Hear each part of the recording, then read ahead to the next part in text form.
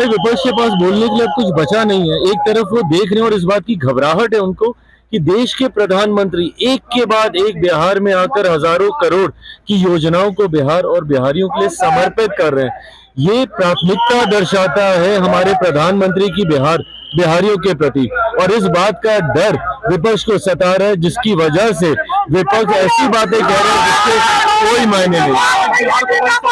एक बड़ी सौगात दी है और बिहार को विकसित राज्य बनाने के लक्ष्य के साथ ही हमारे प्रधानमंत्री कार्य कर रहे हैं। हम लोग बात नहीं करते हैं। प्रधानमंत्री जी का ये पहला यहाँ पर आगमन नहीं हुआ। बिहार में अनेकों आगमन हुआ, 7-8 मीटिंग में हम भी गए। कहीं 7,000 करोड़, कहीं 11,000 करोड़, कहीं 20,000 करोड़ तक के, और यहाँ भी 12,000 करोड़ रुपये की घोषणा उन्होंने की। तो सौगात बिहार को देने के लिए वचनबद्ध हैं, इसलिए कि बिहार को स्पेशल राज्य की दर्जा की लोग मांग करते थे। मांग करने वाले में हमारे जदयू के नीतीश कुमार भी थे। उनको समझाया गया था कि अब नीति आयोग नहीं चाहती है कि हम विशेष राज्य की दर्जा किसी को दें, इसलिए हम विशेष राज्य की दर्जा तो नहीं देंगे, लेकिन विशेष राज्य की दर्जा मिलने से जो राज्य को फायदा है या जो पैसा दिया जाता है उससे ज़्यादा पैसा हम बिहार को देंगे। और बात सही है कि बजट में, दो बजट में देखा, और जहाँ भी आ रहे हैं वहाँ पर करोड़ों करोड़ का सौगात लेकर के आते हैं। तो अपने वादा को पूरा करने के लिए वो यहाँ आ रहे हैं, ये नहीं कि कल चुनाव है इसके लिए वो आ रहे हैं।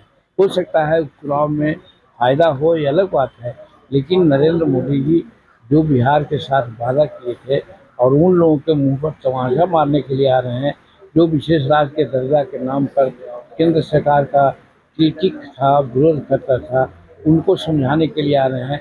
विशेष राज्य के दर्जा देने से कुछ नहीं होता है, जितना दर्जा मिलना चाहिए था उससे ज़्यादा काम हम बिहार में था। आज मंच पर देखा गया है कि महागठबंधन के 2 विधायक वो कार्यक्रम में शामिल हुए, आखिर क्या हुआ? एनडीए में शामिल होने की बात स्पष्ट नहीं है, क्योंकि ये कोई पार्टी की सभा नहीं थी, ये भारत सरकार और बिहार सरकार की सभा थी, और इसमें सभी विरोधी दल के लोगों को बुलाया गया था। सीटें भी वहाँ पर अंकित थी, कुर्सियाँ भी स्पेसिफाइड की गई थी, जिसमें सुरेंद्र यादव का, अभय कुशवाहा जी का और विरोध के जितने भी विधायक थे उनका भी था, मगध प्रमंडल के सभी विधायकों था। उसमें अगर कुछ विधायक आए होंगे तो मैं समझता हूँ कि प्रधानमंत्री के कार्यक्रम को लेकर के आए थे। ये नहीं कहा जा सकता है कि वो लोग एनडीए ज्वाइन करने आए थे और महागठबंधन को छोड़ दिया।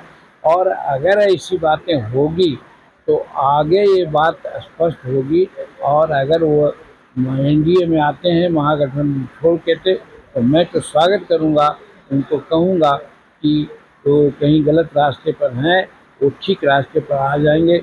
उनको राज्य के विकास और देश के विकास में नीतीश कुमार और नरेंद्र भाई मोदी जी को सहयोग देने के नाम पर उनको हम धन्यवाद देंगे।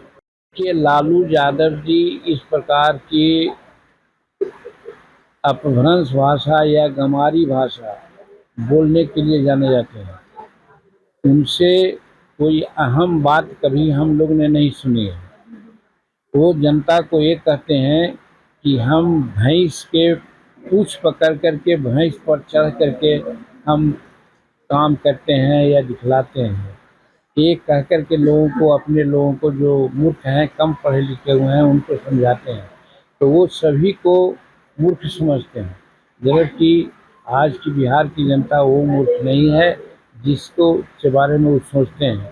एक ज़माना था जो उनके साथ लोग थे।